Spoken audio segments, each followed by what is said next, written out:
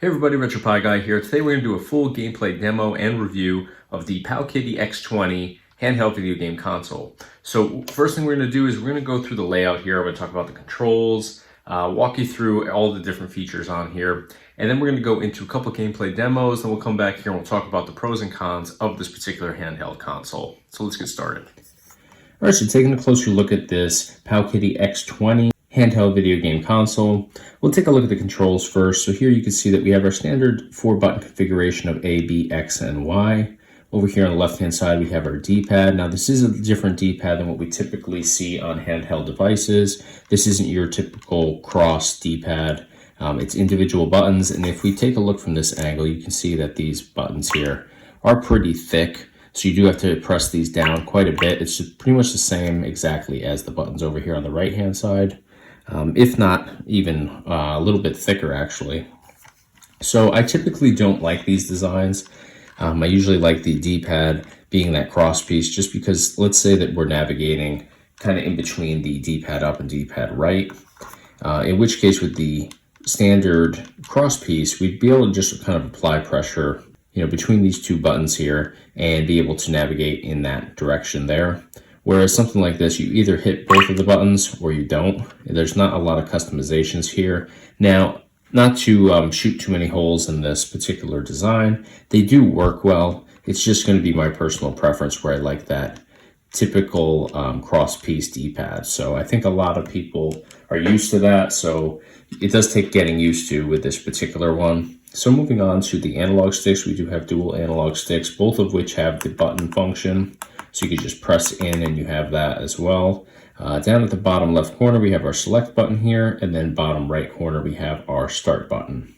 Up here at the top, we have our volume controls. So if you look here, you'll notice that we have our little display here that says currently 70%. That just says what our volume level is set to. So if we hit our minus, you'll see it drops down to 60, hit our plus, back up to 70. We can go all the way up to 100 if we like. I'm going to go back down to 70 for this video.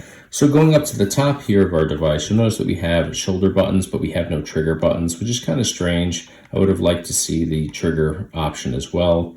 But I will also point out here, you'll notice that the R shoulder button has a purplish blue backlight to it, while my L has nothing at all. So I'm not sure if that's intended and that's part of the design here. So you'll see that we have our power light indicator here, which is the exact same color. So maybe they're tied together here, in which case, this is the intended design. But since I only have one device, there's no way of knowing whether that's exactly how it's supposed to be or if I actually have something wrong with my particular device where the L side isn't lighting up. So not too sure about that. If you guys know, hit me up in the comment section and let me know. But moving on, we'll continue to walk through this.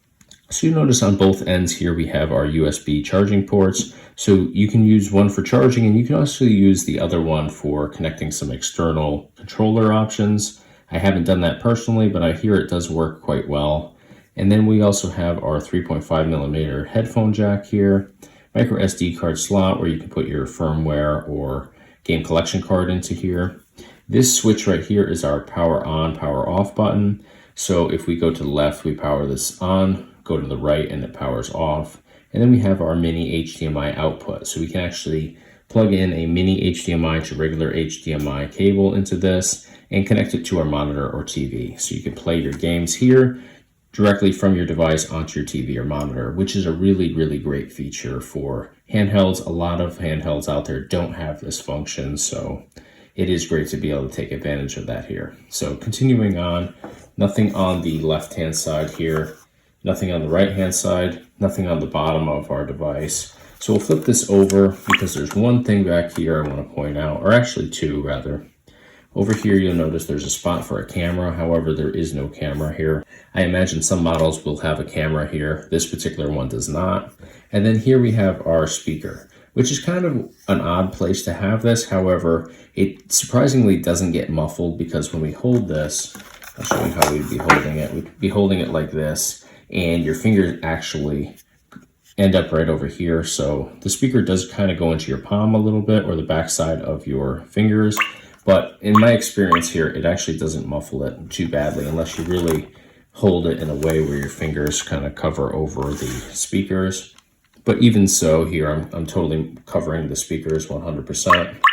And the sound does still work pretty well. So while I do think it is a strange location to put that speaker, especially when you have the entire back wide open, nothing on the bottom, nothing on the sides, you know, there's definitely better places they could have placed that, but it does function perfectly well. The sound quality is great on this device, so I really can't knock it, even though, again, it is just kind of in a peculiar spot. So now in terms of our firmware on here and game collection card, it's kind of a weird setup, which is pretty standard for handhelds and their included cards. There's a bunch of different file folders, and you know, there's settings here at the bottom that you can get into. You can adjust your language, your theme style. There's, I think, 3 on here. So the first one is this bluish color.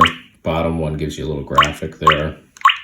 And the middle one is just a different blue. It's a deeper blue. So not a whole lot of settings in here to really dive into. It's pretty much your standard stuff. We'll go back. So there's some multimedia folders, photo section here, music section. All these are going to be blank on your standard firmware. So we jump into games. So this is how your game collection looks. It's really, there's not a whole lot going on here at all. It's a no thrills sort of setup. There's some 4-player games. So if we jump in here, this is how everything's laid out. You're going to be lucky if you get a screenshot or a box art cover for each of these. As you go down, you'll notice that there's abbreviations, there's in a lot of cases misspellings, none on the screen currently, but it can make for things to be really hard to navigate. You kind of have to rely on the photo there and hope that it resonates with you and you are able to place the game and you know, identify it. You know, something like these, which have the name on there, are fine, but something like this really doesn't give away any details as to what the game actually is. So it's definitely a weird sort of design. So we'll back out. I'll jump into another one. Let's go into PlayStation 1. So this is Tekken. Here we have just 3 different versions of the same thing. Again, really a bizarre way of putting this together. Let's jump into Game Boy Advance. See what the layout is here. So here you can see everything's in either Chinese or Japanese. I'm not really sure what it is. So in this case, you have to entirely rely on the photo here and hope that it just makes sense to you. So here I can tell it's Sonic. It's Sonic Advance. This one shows Sonic here, but I have no idea whatsoever what it is. Same sort of deal here. Sonic, no idea what that is. So as you can see here, it just makes it really hard to identify games. Like something like this. No idea what that game is going to be. So you have to waste a lot of time jumping into games to really determine what each title actually is. Like that one you get lucky with, it says Dragon Ball on there. So, but most of these, Castlevania's straightforward, but a lot of these are just ridiculous. Like none of these I know what they are. Final Fantasy, obviously. So you get the idea. It's just a mess in terms of layout. So you definitely want to update the firmware and game collection card on here. Let's jump into MD, which I imagine is Mega Drive. Yeah, there's Sonic 3 here. Again, I'm just able to do that off of the photo that's here. The language there means absolutely nothing to me. And this is set to English, by the way. And I'll just verify that in the settings. But it's just certain collections that are like that. So settings, language settings, yeah, we're set to English. So definitely strange the way that it is set up on here. And we'll jump into 4 players, I believe is their way of saying arcade. Yeah, so I did test out a couple of these. Let me find a game that, let's do Simpsons. All right, so we're past the intro here. I'm going to insert some coins and see how this game runs. And it looks like the version where you can't select your character, you're just automatically merged, which is unfortunate. There are a couple different versions of this game. So you have to actually get the version that you can change characters on. Definitely sucks that you're limited with this particular one. Let's see how it runs. So both D-pad and analog stick control your direction, which is good. No lags, no delays. Alright, so it runs pretty well, actually.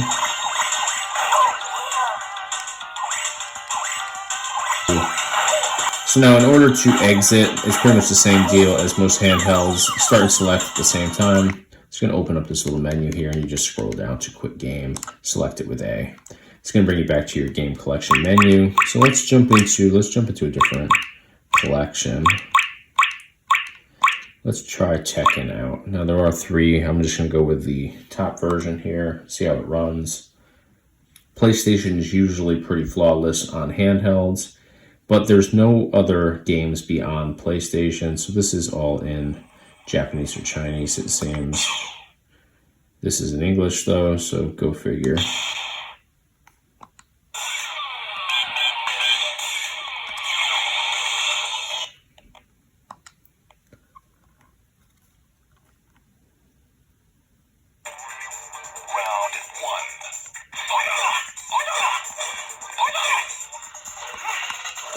So again, the analog here actually does navigate you as well as the D-pad here, so both of these I can move with.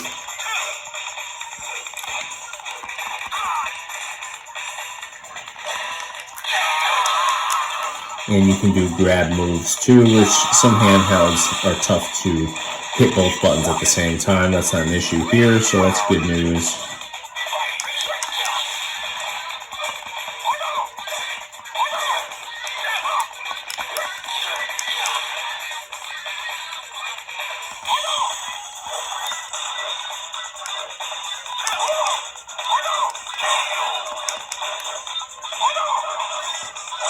Alright, so that'll do it for our gameplay demo portion of this.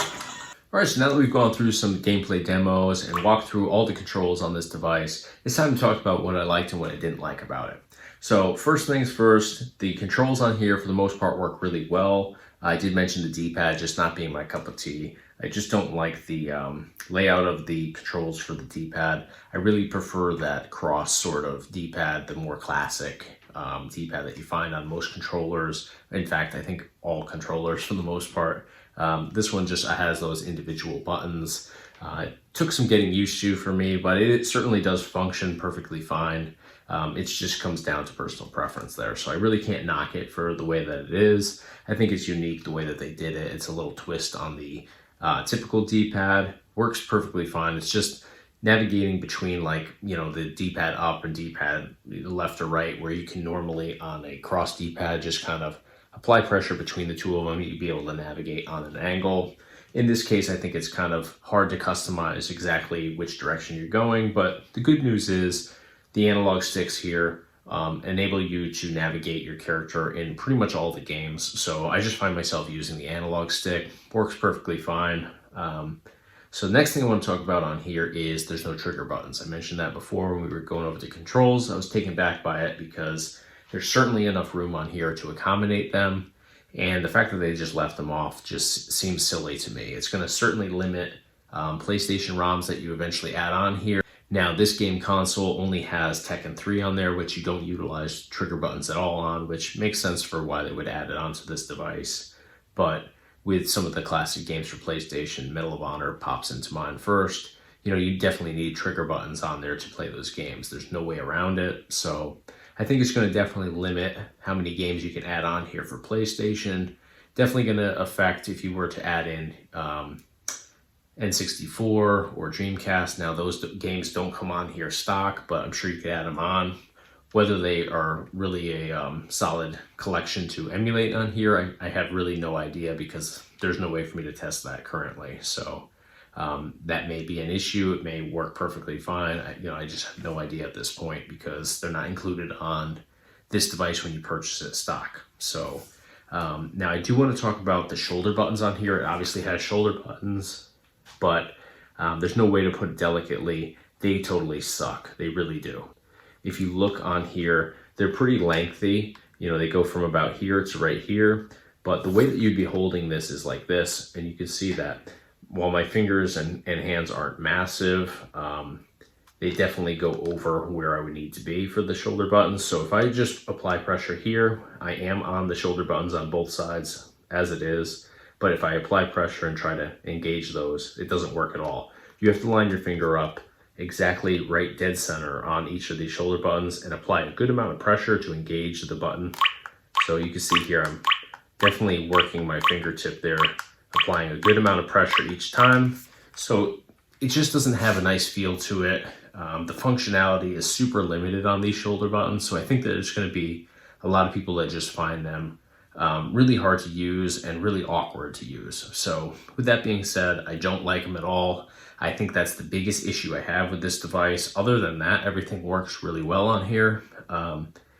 The picture is great. The audio is phenomenal, especially since, you know, that speaker is kind of in a weird and awkward sort of place. But, you know, I tested a bunch of games on this. I spent a lot of time on this device, and I didn't have any issues with muffled audio at all, even though, you know, my hands do kind of cover that, but they don't cover and grip it in a tight sort of way. They kind of cup it so you can still get the audio sound coming out, you know, through your fingers or whatever. But even when I demoed in the little walkthrough that we just did, you know, totally covering it, and I'll do it again here with some sounds. You know, it doesn't actually, I jumped into a game by mistake, but it doesn't actually, you know, affect the sound quality at all. So I'm totally covering it up. Audio is just as good. So whatever they did there, it works. It's, you know, it looks weird. It's kind of odd to me when you have, you know, the whole bottom open and, you know, both sides, why they would put it in that place. But, you know, it works. It functions perfectly fine. So I can't knock them for that. So aside from all of that, like I said, the quality is definitely there. These are priced at about right now, anywhere from $70 to like $95.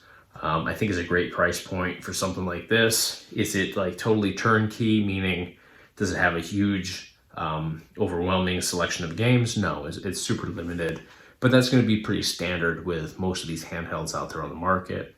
You know, they give you a good amount to start with, but you definitely want to go in there and update the firmware and try to add some different ROMs to, you know, kind of customize and improve on the game collection that comes stock. So, you know, it's a good starting point, but I think that after playing this for probably a month or so, you'll probably get tired of having that minimal selection and want to go in and definitely add more ROMs and, you know, try to just get a better, bigger system out of this. So games are emulated perfectly well. I'm really happy with everything for the most part, and I think at that price point, everything lines up pretty perfectly. It's just going to be those shoulder buttons and lack of trigger buttons on here that really kind of make it iffy on whether I would purchase this.